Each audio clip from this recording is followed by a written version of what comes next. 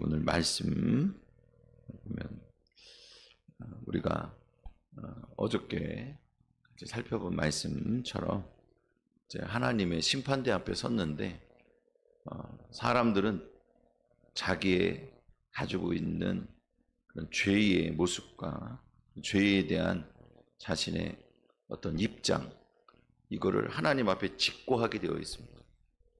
마지막 때의 심판 날에는 우리가 모두 다 하나님 앞에서 직고하게 될 겁니다. 직접 내가 고하게 됩니다. 이때에는 거짓말할 수가 없습니다. 속일 수가 없습니다.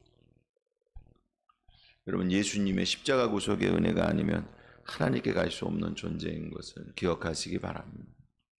우리에게 분명하게 말씀해 주고 있습니다.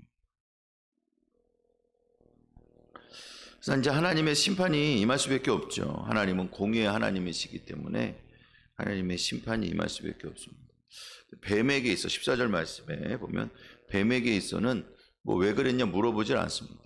뱀은 원래 멸망받을 자이기 때문에 무슨 여지가 없어요. 물어보는 것에 대한 거는 올바른 대답이 그 기회가 되기 때문에 용서받고 구원받는 기회가 되기 때문에 물어보는 거거든요. 그러니까 여러분, 하나님이 물어보실 때에 그때 우리가 예수 그리스도 안에 있는 복음의 대답이 있으면 그러면 사는 거예요. 네? 마지막 때에 천국에 가는 길도 마찬가지죠. 우리가 하나님 나라에 들어가는 그 자리에서 도대체 무엇을 가지고 주님 앞에 갈 수 있을까? 그래서 예수 그리스도의 십자가 구속의 은혜를 믿고 이 죄인이 그것만 의지하고 왔습니다 라고 그냥 한 가지 때문에 우리가 사면을 받는 거예요. 뱀은 이제 이런 판결을 받습니다. 모든 가축과 들의 모든 짐승보다 더욱 저주를 받습니다. 저주의 대상이에요. 배로 다닌다고 하는 것은 이제 가장 천하고 그리고 아주 상스러운 비천한 모습을 그런 존재가 됐다고 하는 것을 우리에게 보여주고 있고, 또한 살아있는 동안에 흙을 먹을 것이라. 사람이 만들어진 것도 흙이고, 그래서 이건 여러분 조금 유추해서 생각해 보시면 저 사단이 거하는 곳이 어디냐, 귀신이 거하는 곳이 어디냐. 물론 무적행에도 있고 공중권세도 잡고 있다고 얘기하지만 또 한편으로는 그 부리는 영인 귀신이 계속 물 없는 것에 대한 말씀을 계속 하게 되는데, 한 사람 마음속에 있다가 이제 쫓겨나서 물 없는 곳을 찾아 헤매고 다니다가 찾지 못하니까 다시 나왔던 집, 자기 마음, 나왔던 사람, 자기 집이라 그래.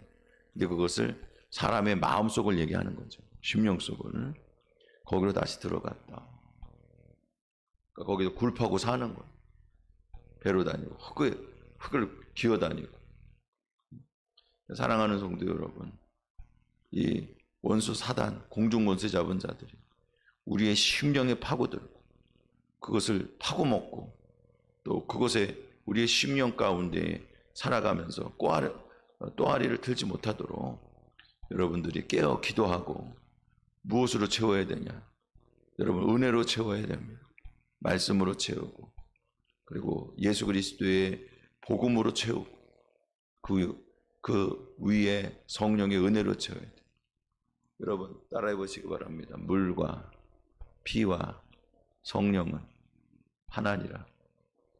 할렐루야. 요한일서에 분명히 말씀하고 있죠. 이것으로 꽉 채워야 돼. 그게 구원의 은혜가 되는 거.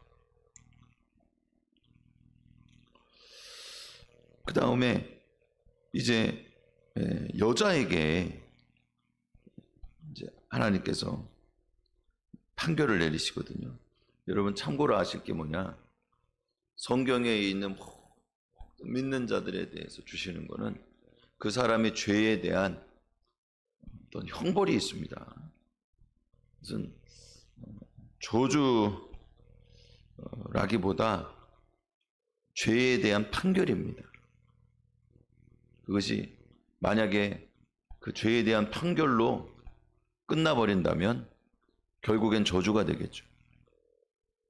그러나 하나님은 이 죄에 대한 판결을 내리시는 동시에 우리를 위한 구원의 은혜도 그 안에 넣어 놓으셨어요. 그게 하나님의 구속의 은혜가 되는 거예요. 약속이 되는 거예요. 그렇기 때문에 저주로 끝나는 것이 아니라, 저주가 아니라 오히려 하나님의 은혜와 축복이 되는 거예요. 사랑하는 성도 여러분, 이것을 절대 잊지 말고 언제나 하나님은 우리를 사랑하죠. 우리에게 은혜 베풀어 줬어요. 우리를 구원하시는 하나님이라고 하는 사실. 할렐루야. 마음속에 깊이 새겨야 돼. 그게 믿음이에요. 자, 15절 말씀해 보세요. 내가 너로 여자의 원수가 되게 하고 내 후손도 여자의 후손과 원수가 되게 하겠다.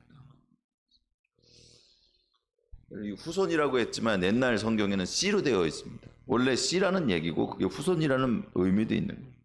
내 씨로 말미암아 이렇게 되어 있는데 성경이 조금 그게 약간 원색적으로 이렇게 느껴졌는지 이번에 번역을 할 때마다 시대가 지나면서 점점 더 이렇게 좀 온순하고 이렇게 순화된 사람들이 조금이라도 불편하게 생각하는 것들은 자꾸 이렇게 약간 더 편안한 단어로 바꾸는 경향이 있거든요. 표현이도 그렇고. 그렇게 하니까 원본이 가지고 있는 어떤 그런 강력함과 원문이 가지고 있는 본연의 뜻을 잘 표현하지 못할 때가 있습니다. 중국에 아직도 한문을 쓰는데 한자를 약자로 해서 쓰잖아요. 근데 이 원래 한자가 가지고 있는 특징이 뭐냐 하면 그 각각의 그림에 대한 의미들을 합해갖고 하나의 뜻을 만들어냈단 말이에요. 그러니 중국이 통치하는 데 있어서 이게 성형 문자예요. 그러니까 통치하는 데 있어서 이 발음이 다 달라도 글자 모양을 갖다 조합해 보면 어떤 뜻인지를 알 수 있도록 만들어 놓고. 그런데 그걸 갖다가 약자로 해버리니까 사람이 그거를 읽고 어떤 뜻인지 이렇게 배워서 아는 그런 상황이 됐단 말이에요. 진짜 의미를 사실은 잊어가는 거예요. 그게 간편한 게 좋은 게 아니에요. 원래대로 다 쓰는 게 그게 사실은 그 본연의 뜻을 그대로 다 담을 수 있는 거죠. 여기서도 씨라고 하는 말을 그대로 사실 쓰는 게 더 좋아요. 자, 씨는 원래 남자가 주는 거예요. 그래서 모든 사람은 남자의 후손입니다. 원칙적으로 얘기하면 남자의 씨입니다. 남자의 씨로부터 이어지는 것. 그런데 이 여자의 씨라고 하는 것은 딱 한 분 계셔요. 그 예수님이에요. 여자의 후손이고 여자의 씨는 한 분 예수님이에요. 여러분, 예수님이 요셉과 마리아 사이에 태어났어요. 다윗의 자손이라고 우리는 그렇게 고백합니다. 그 가문에서 태어났기 때문입니다. 그런데 엄밀히 얘기하면은 마리아는 제사장 계열의 그 후손이고, 그리고 요셉은 분명히 다윗의 자손은 맞지만 그러나 그가 씨를 줘갖고 예수님이 잉태된 것은 아닙니다. 성령으로 잉태됐잖아요. 그러니 여자의 후손은 한 분밖에 없는 거예요. 여자의 씨는 하나밖에 없는 거예요. 사랑하는 성도 여러분, 오늘 예수님을 통해서 우리를 구원하시려고 구원의 계획을 이미 하나님 만들어 놓으셨어요. 그래서 여자의 후손이 내 머리를 상하게 한 것과 같이 예수님께서 오셔서 사단의 권세를 깨부셨습니다. 그래서 발 뒤꿈치를 상하게 부셔버리고 무너뜨리고 완전히 그냥 뭉개버렸다는 얘기. 예수님 십자가에서 죽음을 당하시기 전에, 십자가에 달리시기 전에 보면 로마 병정들이 얼마나 예수님을 험하게 다뤘던지. 그 빌라도가 웬만하면 예수님을 죽이지 않으려고 했어요. 제가 성경을 이렇게 다시 봐도 빌라도가 예수님을 죽이지 않으려고 하는 것들이 많이 나와요. 그래서 첫 번째 신문을 하면서 심하게 매질을 하거든요. 매질을 하고, 그리고 그 병사들이 엄청나게 조롱을 합니다. 그리고 뭐 이렇게 뭐 머리에다 가시관도 씌우고 뭐도 하고 말이죠. 엄청나게 조롱을 해가지고, 이게 여러분 어떤 지도자가 그 정도까지 조롱을 받으면, 그러면 이미지가 그렇게까지 손상되면은 다시 회복되기가 어렵거든요.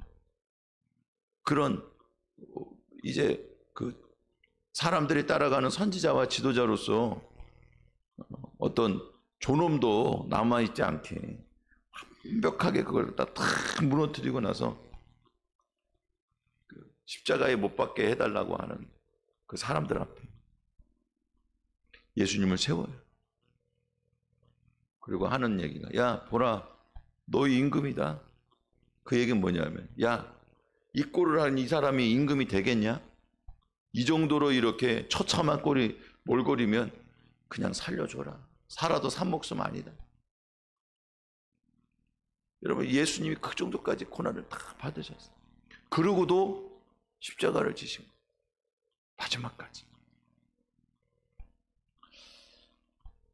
사랑하는 성도 여러분, 이미 하나님은 여기서부터, 아니 그 이전서부터 예수님을 통한 구원의 계획을 다 세워놓으셨어요. 우리를 위한 구원의 역사를 준비해 놓으셨습니다. 이런 마음속에 주님은 이미 나를 위해서 이런 은혜를 베풀어 주셨다. 잊지 말아야 돼. 그리고 여자에게는, 자 여러분 이것도 오해하는 게 많은데 잘못 알고 계신 게 많아요. 내가 내게 무슨 고통을 주었어요? 16절 말씀해 보니까 임신하는 고통을 줬다. 우리가 잉태하는 고통인데 뭐냐면 해산의 고통으로 얘기해요. 그 여자들이 고통 중에 제일 큰 고통이 해산하는 고통이니까 그걸 아마 가지고 와서 야 이거 이 고통이 제일 큰 거야, 이렇게 아마 생각하시는 게 많은 것 같아요. 씨를 갖는 고통, 씨를 갖는.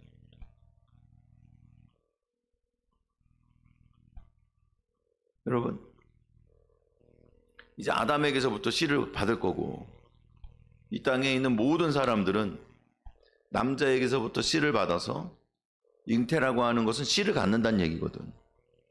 남자에게서부터 씨를 받아가지고 그래서 생명을 품는 그런 역사가 계속 반복될 거예요. 근데 그 씨는 어떤 씨예요?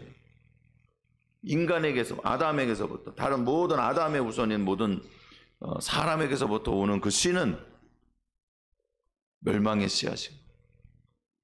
그 씨 안에 있는 자들은 태어나면 처음부터 죄의 저주 아래서 멸망받을 그와 같은 운명을 타고난 자들이에요.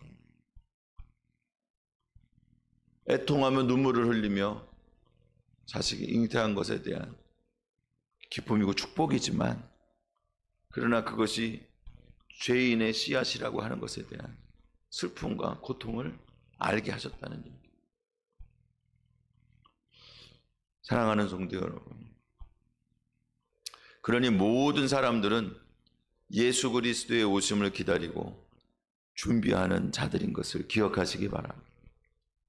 우리의 심령을 한없는 탄식으로 주님이 이 땅에 오셔서 우리를 완전히 속량해 주실 것에 대한 기대와 소망으로 무장하고 있다는 것. 사랑하는 성도 여러분, 오늘 이런 소망과 이런 신앙의 무장으로 승리해 가시기를 주님의 이름으로 축원을 드립니다. 마지막으로 17절 말씀해 보니까 아담에게는 뭐냐, 내가 내게 먹지 말라 한 나무의 열매를 먹었으니 이제 하나님이 공급해 주시는 것으로 먹고 사는 게 아니고 네 힘으로 먹고 살아라. 여러분, 이거는 조금 이렇게 좀 새겨드리실 필요가 있는데 제가 그냥 예로 드는 거예요. 개가 누구 말을 들어야 돼요? 밥 주는 사람 말을 들어야 돼요. 근데 원래 그렇게 해. 밥 주는 사람 말을 제일 잘 들어. 사랑하고 이뻐하는 저기들 그 말을 제일 잘 듣는다 그러죠. 그거는 너 나올 거 없이 밥 주고 간식 주고 그냥 사랑을 얻으려고 애완견한테 그냥 그렇게 애정을 쏟기 때문에 아니 다 풍족하게 주는데 그러면 이제 선택권이 걔한테 있는 거야. 자기 마음에 드는 거 마음에 드는 집사라 그러더만 요즘에. 집사 선택하는 거죠. 그런데 옛날에 집에서 개 키울 때 밖에서 묶어서 키우잖아. 그러면 사람 먹고 남은 거 갖다 주잖아요. 그럼 개밥 주는 사람이 최고야. 개는. 그 사람 말에 절대 복종이. 사랑하는 성도 여러분, 한낱 짐승도 그 정도는 알아요. 그 정도 도리는 알아요. 근데 사람은 그런 도리를 몰라. 왜 부인의 말을 듣냐고. 우리를 먹이시는 분은 하나님인데 하나님 말을 들어야지. 여러분, 그 말도 잘못된 거예요. 여자분들 그런 얘기 잘해요. 당신은 내 말만 들으면 문제될 게 없어. 아니, 그게 말이 돼? 내 말 들으면 문제될 게 없는 게 말이 되냐고. 당신은 하나님 음성을 잘 들어야 돼요. 이렇게 말하는 게 맞는 거지. 사랑하는 성도 여러분, 오늘도 마찬가지예요. 오늘 주님의 음성을 잘 들으시기 바랍니다. 왜냐하면 주님은 우리의 인생을 책임지시는 분이기 때문에 그래요. 주님의 음성 잘 듣고 주님께 기도하고, 그래서 수고하고 애써서 해봐야 소득이 없는 인생. 땀을 흘려야, 그래야 엉겅퀴와 가시돈불이 나는 땅에서 겨우 먹고 사는데, 여러분, 겨우 먹고 사는 인생 말고 하나님이 주시는 풍족함을 누리는 인생이 되시기를 주님의 이름으로 축원을 드립니다.